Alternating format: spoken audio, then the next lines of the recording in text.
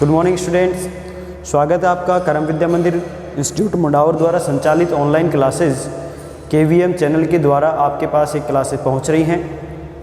तो आज के लेक्चर में हम आपके लिए लेके आए हैं कक्षा 10 विषय गणित एक्सरसाइज नंबर 2 RBSE पैटर्न पर आधारित एक्सरसाइज नंबर 2 है वास्तविक संख्याएँ।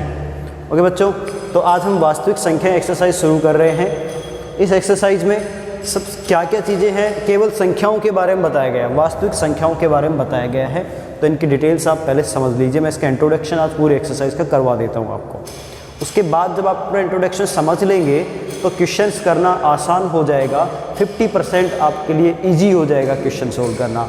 फिर जब हम क्वेश्चन समझाएंगे तो 50% आप वहाँ से कवर कर लेना, तो अच्छे से एक्सरसाइज तैयार हो जाती है। तो बच्चों, मैं संख्याओं की बात करूँ तो संख्याएँ आपकी दो प्रकार की होती हैं। संख्याएं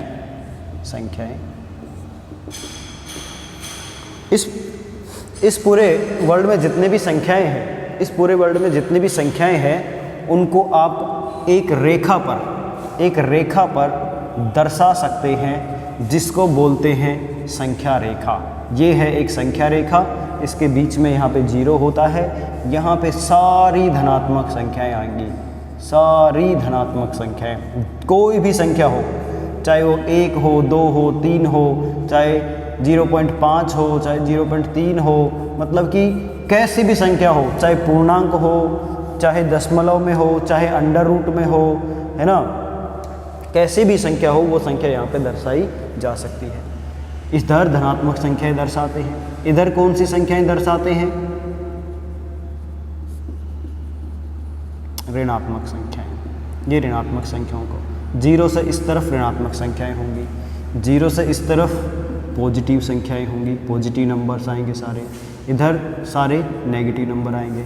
ठीक है, ये संख्या रेखा है। इस संख्या रेखा पे दुनिया की किसी भी संख्या को निर्धारित दर्शाया जा सकता है।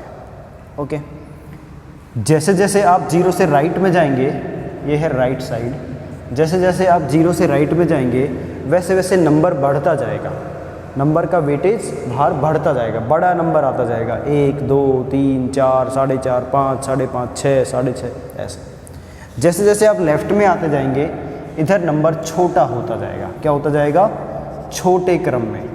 ये छोटे क्रम में आएंगे नंबर इधर, और इधर कौन से क्रम में आएंगे? बढ़ते क्रम में नंबर आपको दिखाई देंगे। अब देखो, जैसे यहाँ पे आया -1, -2, -3, -4, -5, ये कौन से क्रम में है? छोटे, घटते हुए क्रम में। कौन से क्रम में? घटते हुए क्रम में। ये घटते हुए क्रम में नंबर है। -1 से छोटा -2, -2 से छोटा -3, -3 से छोटा -4, इस तरह से ये नंबर्स होते हैं। ओके, तो ये इस क्रम में आप संख्याओं को किसी भी संख्या रेखा पर दर्शा सकते हो। चलो, ये तो हो गई बात इस पे। अब संख्याएं कितने प्रकार की होती हैं, जल्दी से मैं इसका ओवरव्यू आपको दे देता हूँ। वैसे तो आपको पता होगा भाई संख्याएं कितने प्रकार की होती, बट फिर भी मैं बता देता हूँ आपको। संख्याएं मुख्य रूप से 2 प्रकार की होती हैं। संख्याएं मुख्य रूप से 2 प्रकार की होती है। नंबर 1 वास्तविक संख्याएं। नंबर 1 वास्तविक संख्याएं।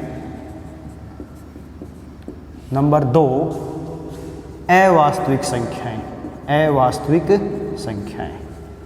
ठीक है भाई, ओके। अवास्तविक संख्याएं को देखो आप पहले। आपको कुछ संख्याएं इस तरह से मिलेंगी, अंडर रूट में माइनस की संख्याएं, अंडर रूट में माइनस की संख्याएं। ये इस तरह की संख्याओं को हम डिफाइन नहीं कर सकते हैं। ये रियल नंबर नहीं होते, इनको बोलते हैं इमेजिनरी नंबर, इनको काल्पनिक संख्याएं भी कहते हैं। तो इसको हम लिखते हैं √2 × √-1, ऐसे लिख सकते हैं। तो जो √-1 होता है ना, ये रियल नंबर नहीं है, इसलिए इसको आइटा से दर्शाया जाता है। किससे? आइटा से। तो ये हो जाएगा 2 आइटा।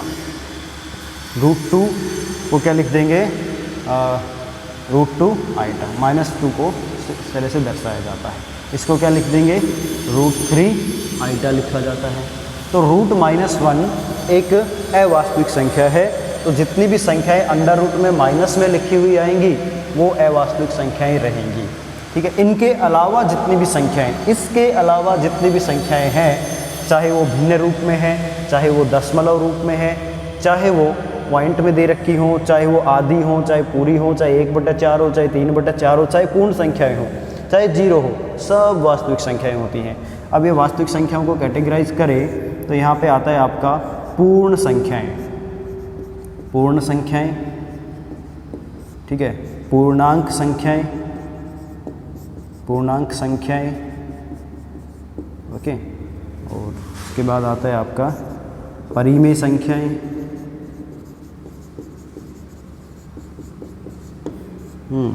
उसके बाद आता है आपका, एक एक को एक्सप्लेन करता हूँ। पूर्ण संख्याएं, पूर्ण संख्याएं आपकी स्टार्ट होती है 0 से, 0 से, 0 जैसे 0, 1, 2, 3 इस तरह की संख्याएं पूर्ण संख्याएं होती हैं, ठीक है।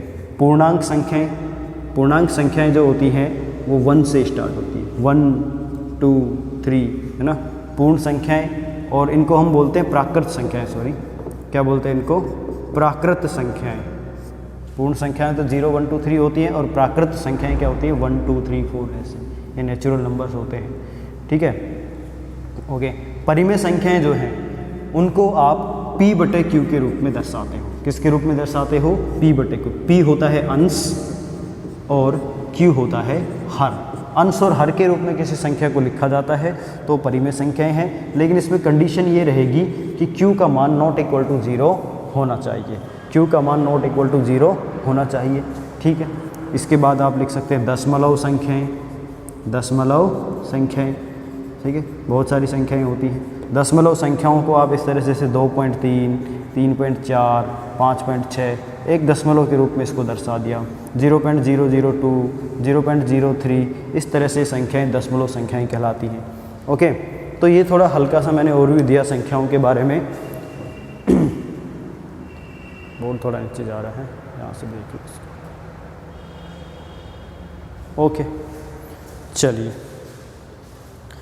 अब हम बात करते हैं एक्सरसाइज से रिलेटेड कुछ महत्वपूर्ण बिंदुओं की।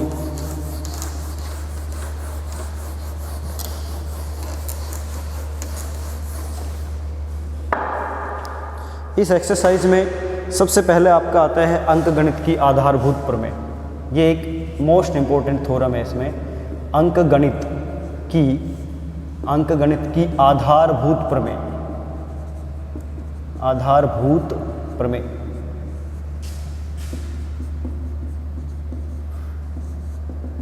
फंडामेंटल थ्योरम, ठीक है। क्या होता है फंडामेंटल थ्योरम, कि भाई जब आप किसी नंबर में, किसी पूर्ण संख्या, किसी पूर्णांक में दूसरे पूर्णांक का भाग करते हो तो भाग करने पर कितने बार भाग गया ये हमें पता चल जाएगा, और शेषफल क्या बचा ये भी हमें पता चल जाएगा, ठीक है।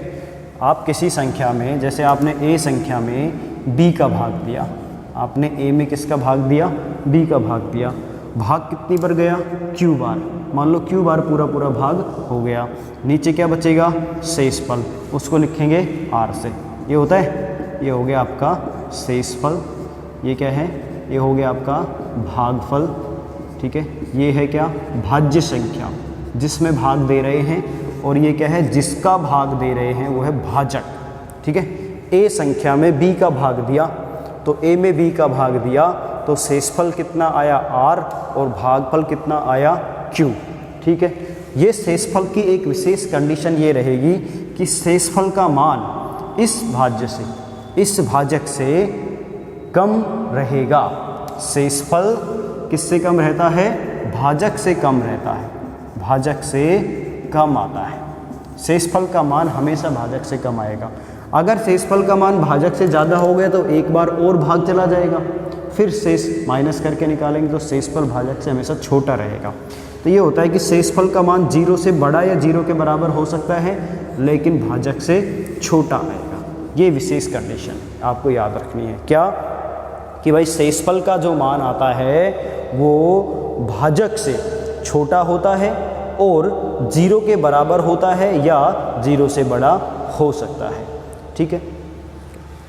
तो यह कहलाती है अंकगणित की आधारभूत प्रमेय। आप इसको ऐसे भी समझ सकते हो कि भाई हमने एक संख्या लिखी a/b, ये संख्या a में b का भाग देंगे तो ऐसे लिखा जाएगा, a में b का भाग देंगे तो भाग देने पर जब शेषफल आता है, शेषफल r, वो शेषफल हमेशा हर से छोटा होता है। किससे? हर से छोटा होता है। हर से छोटा होता है। जब a में b का भाग देंगे तो शेषफल हमेशा हर से छोटा होता है। हर मतलब b, ये b यहाँ पे हर है, इसको भाजक ही बोलेंगे। दूसरे शब्दों में बोले तो ये भाजक ही है एक तरह से। तो भाजक से हमेशा छोटा आएगा, 0 या 0 के बराबर आएगा या 0 से बड़ा हो सकता है। ठीक है, तो ये अंकगणित की आधारभूत प्रमेय आपको याद रह जाएगी। दूसरी बात, चलिए इसको मिटा देता हूँ।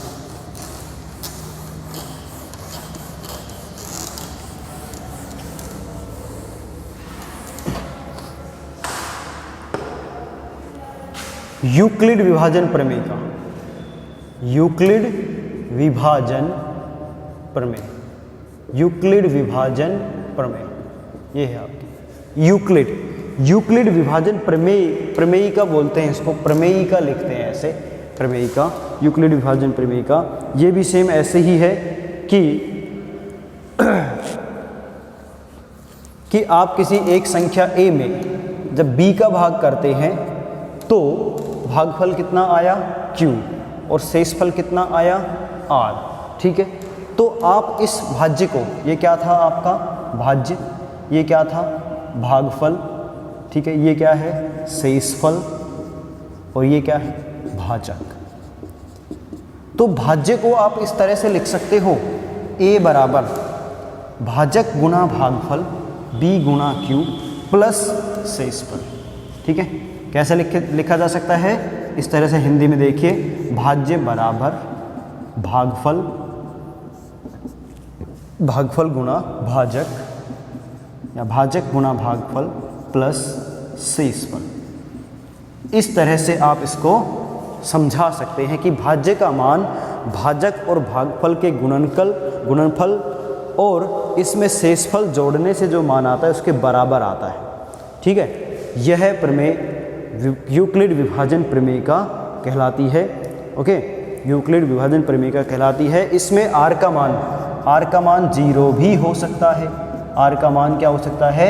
0 भी हो सकता है। जब r का मान 0 हो जाएगा तो क्या बनेगा? r बराबर 0 रख लो, a बराबर हो जाएगा bq, a bq के बराबर आएगा। जब आप किसी संख्या में भाजक का भाग देंगे तो हर बार ज़रूरी थोड़ी है शेषफल 0 ही आए। कुछ कंडीशंस ऐसे आएंगे जिनमें शेषफल 0 भी आ जाता है, कुछ कंडीशंस ऐसी आती हैं जिनमें शेषफल 0 नहीं आता है। जैसे कि मैं 15 में भाग देता हूँ मैं 2 का, तो 15 में 2 का भाग दिया, कितना आया? 7 बार भाग गया, 2 7 14 है, कितना बचा शेषफल? 1। शेषफल देखो 1 2 से छोटा है तो शेषफल हमेशा भाजक से छोटा रहेगा। यहाँ पे r की वैल्यू कितनी हो गई? 1, q की वैल्यू कितनी हो गई? 7, और भाई क्या नाम है b भाजक है, b का मान कितना है? 2, और भाज्य कितना है?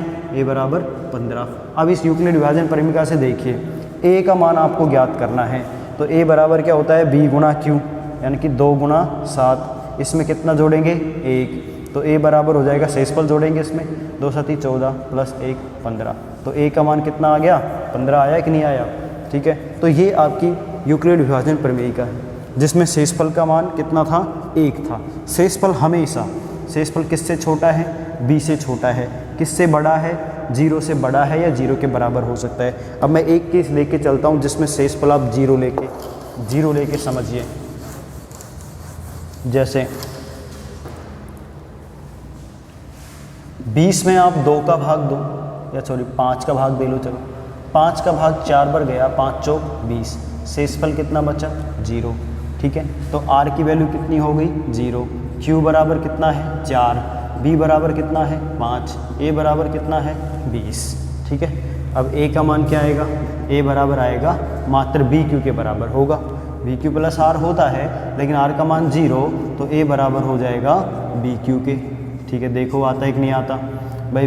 b का मान कितना है? 5, q का मान कितना है? 4, तो बराबर क्या हो गया? 20, है ना? ठीक है, तो ये चीज़ आपको समझ में आ गई।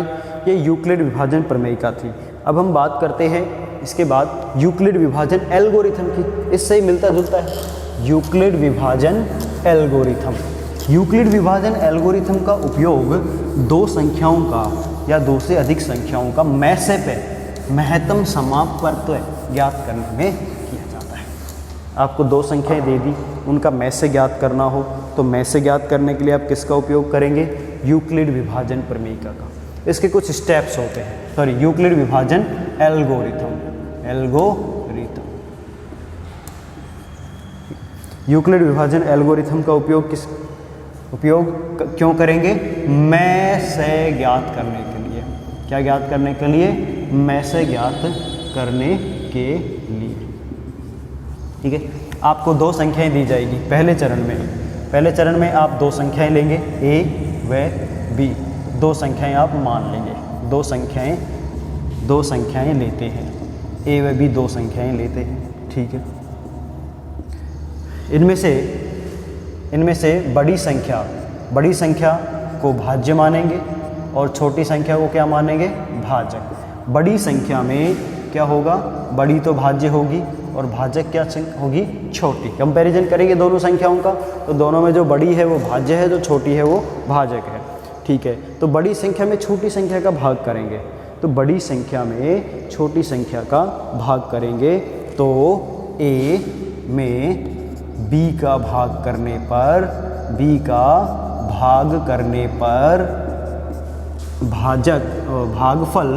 भागफल माना q1 प्राप्त हुआ। भागफल कितना प्राप्त हुआ? q1। ओके, भागफल q1 और भागफल तो मिला q1 व शेषफल r1 प्राप्त हुआ, r1 प्राप्त होता है। तो हम इसको क्या लिखेंगे? a बराबर bq1 प्लस r1, ऐसे लिख सकते हैं, ऐसे लिखा जाएगा। इसमें दूसरे केस क्या होगा? पहले हो गया दूसरा बिंदु, यदि r बराबर 0 आया, यदि r1 बराबर 0 है तो b ही क्या होगा? तो b को a व b का मैसे पे कहेंगे। क्या कहेंगे? मैसे पे कहते हैं। ठीक है भाई, अगर आपने a में b का भाग दिया और भाग देने पर q1 शेषफल और r1 शेषफल प्राप्त हुआ और r1 शेषफल भी अगर 0 आया तो b ही, ये b क्या कहलाएगा? ये इसका मैसे पे कहलाएगा। अगर r1 0 नहीं है, यदि r1 बराबर 0 नहीं है, r1 is not equal to 0, तो क्या करेंगे? आप b और r1 को लेके चलेंगे। अब b को और जो शेषफल बचा था उसको, तो b व r1 में प्रमेय का उपयोग करते हैं। प्रमेय का उपयोग करेंगे। कैसे? b में भाग देंगे r1 का, तो b में r1 का भाग दिया, b में r1 का भाग देने पर यदि भागफल q2 व शेषफल r2 प्राप्त होता है, तो हम क्या लिखेंगे? तो हम लिखेंगे b बराबर q2 b में भाग दिया r1 का, तो भागफल q2 प्राप्त हुआ, तो हम क्या लिखेंगे? q2 r1 plus r2। ठीक है, b बराबर q2 r1 प्लस r2। और यदि r2 बराबर 0 है, अब यदि शेषफल 0 आ गया तो r1 जिसका हम भाग दे रहे थे वो, तो r1 ही क्या होगा? मैसे पे होगा। तो r1 ही क्या होगा? मैसे पे होगा। अगर अब भी अगर शेषफल 0 नहीं आया तो हम इस प्रोसेस को बार बार रिपीट करते रहेंगे। कब तक रिपीट करते रहेंगे? जब तक कि शेषफल का मान 0 नहीं आ जाता है। जिस स्थिति में शेषफल 0 आएगा उस स्थिति में आपने जो भाजक लिया था वही भाजक क्या कहलाएगा? मैसे पे कहलाता है। ओके बच्चों, ये आपका स्टेप था। स्टेप बाय स्टेप आप ऐसे करेंगे। चलिए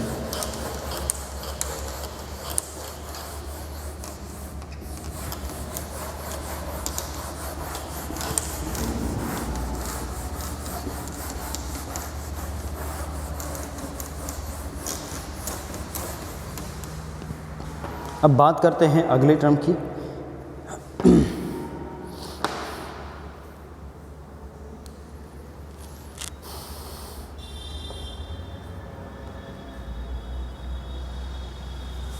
परिमेय संख्या की बात करें। इसकी परिमेय संख्या, परिमेय संख्या, परिमेय संख्या को हमेशा किसके रूप में दर्शाते हैं? P बटे Q के रूप में। और कंडीशन क्या बताई बच्चों कि Q का मान 0 नहीं होना चाहिए।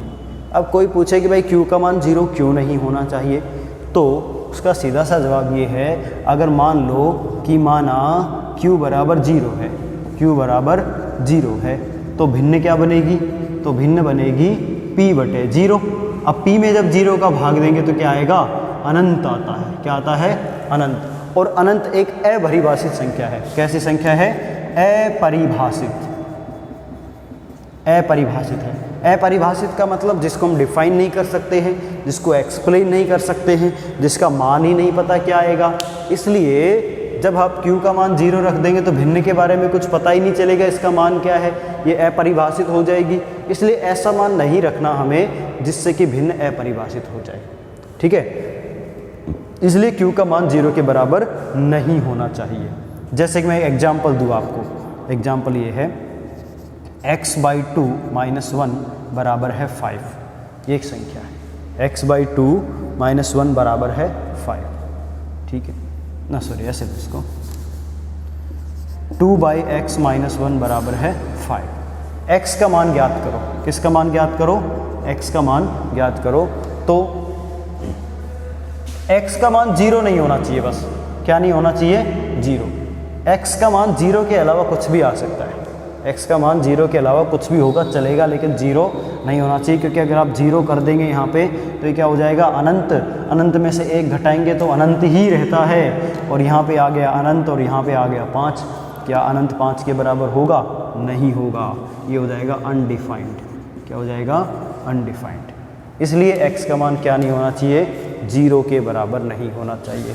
और कुछ अलग केसेस देखिए, जैसे कि मैंने यहाँ पे एक संख्या लिखी 2/x - 2 + 3 बराबर 8। ऐसे कोई संख्या लिख दी मैंने, है ना। अब इस संख्या को सरल करके x का मान ज्ञात करना है। तो ये जो इस संख्या के हर में जो पद है ना पूरा, इसका मान 0 नहीं होना चाहिए। x - 2 0 नहीं होना चाहिए, या फिर x क्या नहीं होना चाहिए? 2 के बराबर नहीं होना चाहिए। x किसके बराबर नहीं होना चाहिए? 2 के बराबर। ऐसे लिखा मिलेगा। अगर बच्चों आप यहाँ पे x का मान 2 रख देते हो तो 2 रखने से क्या हो जाएगा? ये तो 2 है ही, 2 - 2, 2 - 2 कितना हो गया? 0। तो 0 आ गया 2/0। 2/0 क्या बन जाएगा? अनंत। अनंत। और ये +3 है इसके साथ, अनंत +3 बराबर 8 होगा क्या? अनंत में 3 जोड़ेंगे तो 8 होगा क्या? नहीं होगा। इसलिए ये आपको ध्यान रखना है। ठीक है, तो ये हो गया। P बटे Q के रूप में किसी संख्या को जब लिखा जाएगा तो उसमें हर का मान 0 के बराबर नहीं होना चाहिए। अब बात करते हैं आगे। जब किसी संख्या में अंश में जब हर का भाग देते हैं, अंश में हर का भाग देते हैं, तो संख्या आपको 2 प्रकार से प्राप्त हो सकती है। एक शांत दशमलव, एक होती है शांत दशमलव, ठीक है, और एक होता है अशांत दशमलव। अशांत दशमलव संख्या। ठीक है, संख्या के 2 रूप मिलेंगे आपको। क्या मिलेगा? या तो संख्या शांत हो जाएगी या संख्या अशांत रहेगी, है ना। तो कैसे? शांत का मतलब होता है, ये शांत इस तरह से लिखा जाता है इसे। शांत का मतलब कि भाई पूरा पूरा भाग चला जाना, पूरा पूरा भाग चला जाएगा, शेषफल उसमें क्या रहेगा? 0। जब शेषफल 0 आ गया तो उस तरह की संख्या को बोलते हैं शांत दशमलव संख्या। जैसे मैं आपको एग्जांपल दूं कि आप 22 में 5 का भाग दो, 22 में 4 का भाग दो। ठीक है, तो 4 का भाग देंगे, 4 पंजा 20, 2 बच गया, 2 में भाग जाता नहीं है, यहाँ पे दशमलव लगाएंगे, यहाँ पे दशमलव लगाएंगे, 0 लगा दी, तो 4 पंजू 20, शेषफल कितना? 0। तो 22 में 4 का भाग दिया तो आपके पास संख्या क्या आई? 22/4 बराबर आया 5.5।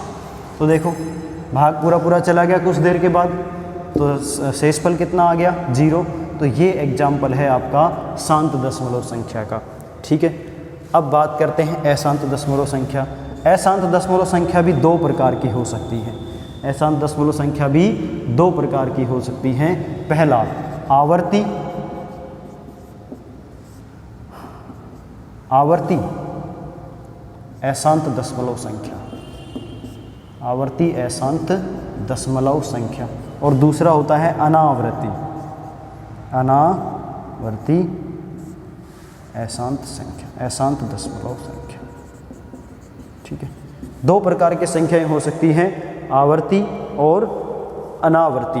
आवर्ती ऐसे लिखो, आवर्ती और अनावर्ती। आवर्ती का मतलब कि भाई दशमलव, इसमें शेषफल तो जीरो आएगा ही नहीं, इसमें शेषफल तो जीरो होगा ही नहीं अशांत दशमलव संख्या में, और शांत दशमलव संख्या में शेषफल जीरो होगा। शेषफल तो जीरो नहीं होगा, लेकिन जब भाग जाएगा तो दशमलव के बाद संख्या का मान, एक संख्या का मान बार बार बार बार बार बार बार बार एक क्रम में रिपीट होता जाएगा। दशमलव के बाद की जो संख्याएं आएंगी ना, वो एक निश्चित क्रम के अनुसार रिपीट होंगी, बार बार बार बार वही संख्या वही संख्या वही संख्या रिपीट होते जाएंगे, रिपीट होते जाएंगे, रिपीट होते जाएंगे। उसको बोलते हैं आवर्ती अशांत दशमलव संख्या। और अनावर्ती अशांत दशमलव संख्या में आप भाग कर रहे हो, भाग कर रहे हो, भाग करने के बाद दशमलव के बाद संख्याएं आती जा रही, आती जा रही, हर बार अलग संख्या आ रही है, हर बार अलग संख्या आ रही है। दशमलव के बाद संख्याओं में कोई क्रम ही नहीं आ रहा है।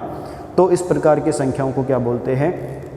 इस प्रकार की संख्याओं को बोलते हैं अशांत अनावर्ती दशमलव संख्याएं। क्या बोलते हैं? अशांत अनावर्ती दशमलव संख्याएं। ठीक है, ओके। इसका दूसरा नाम ये भी होता है अवसानी। क्या होता है? अवसानी दशमलव संख्याएं, अवसानी दशमलव संख्याएं। ठीक है बच्चों, समझ आया आपको? एग्जाम्पल देखिए, इसका एग्जाम्पल लेता हूँ। जैसे 10 में 3 का भाग दो, 10 में 3 का भाग देंगे, 3 तिया 9, फिर 1 बच गया, फिर 1 का दशमलव लगाते 10 हो जाएगा। 10 में फिर 3 का भाग देंगे, 3 तिया 9, फिर 1 बच गया, फिर 3 तिया 9, फिर 1 बच गया। ऐसे ऐसे ऐसे ऐसे ऐसे ऐसे चलता रहेगा। अब देखो, इसमें दशमलव के बाद की संख्या का एक निश्चित मान आ रहा है, निश्चित मान रिपीट हो रहा है, बार बार बार बार बार बार 3 3 3 3 आता जा रहा है। इसको आप ऐसे लिख सकते हो, जो मान रिपीट हो रहा है उस पर बार लगा दो। इसको क्या बोलते हैं? बार। तो दशमलव के बाद क्या रिपीट हो रहा है? 3। तो दशमलव के बाद 3 रिपीट हो रहा है, तो 3 के ऊपर बार लगा दो, ये संख्या यहाँ खत्म। जब इसको प्रसार करेंगे तो इसको इस रूप में लिख सकते हैं। ठीक है, अनावसनी, ये अनावर्ती अशांत दशमलव संख्या। अनावर्ती अशांत दशमलव संख्या में क्या आएगा? अनावर्ती ही नाम याद रखो आप। जैसे कि मैंने एक संख्या ले ली, पाई की वैल्यू ले लो आप। पाई, पाई बराबर कितना होता है? 22/7। 22 में 7 का भाग दो, 7 या 21, 3 बार पूरा पूरा भाग गया, 1 बच गया। 1 में 7 का भाग नहीं जाता, दशमलव लगा लेंगे। दशमलव लगाते ही 0 लग जाएगी, 1 के आगे 10 हो गया।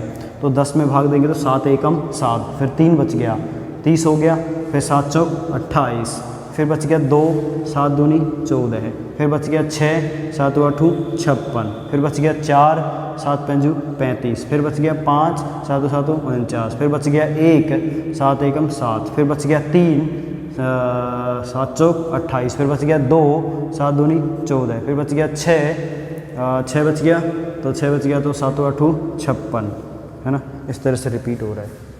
142857, 142857। अच्छा, चलो आगे देखने पे पता चलेगा कुछ भी। मेरे हिसाब से ये मान रिपीट हो रहा है यहाँ पे 42, ये इतना मान रिपीट हो रहा है इसका, है ना। तो ये तो फिर इस कैटेगरी में आएगा। ठीक है, और कोई एग्जांपल देखते हैं। जैसे इसका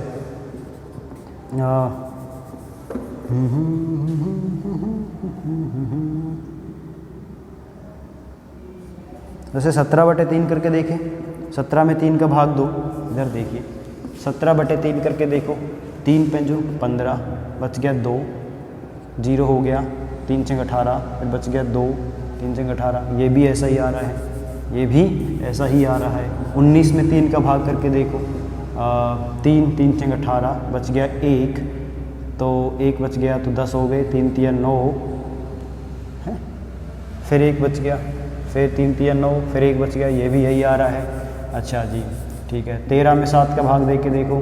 13 में 7 का भाग देते हैं, 7 एकम 7, बच गया कितना? 6, 60 हो गया, 7 8 56, बच गया 4, 40 हो गया, 7 पंजू 35, बच गया 5 50 हो गया, 7 7 49, बच गया 1, 7 एकम 7, बच गया कितना? 3, 7 चौक 28, बच गया 2, 7 दूनी 14 है, बच गया 6। ठीक है, तो इस तरह से ये मान आया, जैसे दशमलव के बाद 8 7 8 5 7 1 4 2 अलग अलग मान आ रहे हैं, अलग अलग मान आता है। तो इस तरह के मान को हम क्या बोलेंगे, अनावर्ती अशांत दशमलव संख्याएं। ठीक है, तो और चेक कर लेना, हो सकता है इसका बहुत आगे आने के बाद ये रिपीट भी हो जाए, तो अभी कोई कन्फर्म नहीं है इसका।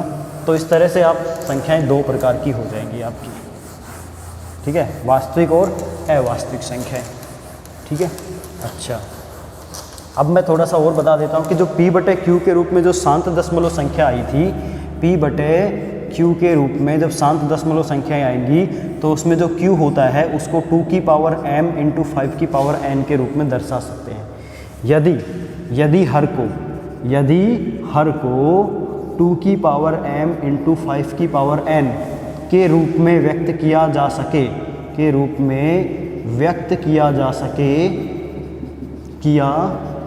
सके तो वह संख्या क्या कहलाती है, शांत दशमलव संख्या। क्या कहलाएगी, शांत दशमलव संख्या कहलाएगी, शांत दशमलव संख्या होती है। ठीक है, और यदि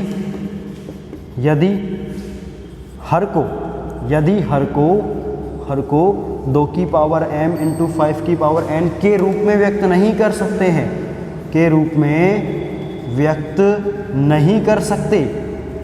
कर सके तो वह संख्या क्या कहलाएगी, तो वह संख्या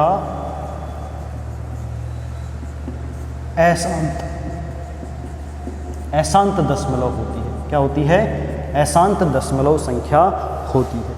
ठीक है भाई, अशांत दशमलव संख्या होती है। और आगे आपको पता है अशांत दशमलव संख्या कितने प्रकार की होती है, 2 प्रकार की, आवर्ती एंड अनावर्ती। आवर्ती दशमलव संख्या में दशमलव के बाद एक निश्चित क्रम में संख्याएं रिपीट हो रही होती हैं, जबकि अनावर्ती दशमलव संख्या में दशमलव के बाद की संख्याएं रिपीट नहीं होती हैं। ओके बच्चों, तो ये आपका इस एक्सरसाइज का आज का पूरा इंट्रोडक्शन था। ठीक है, ये इंट्रोडक्शन आपके बहुत काम आएगा।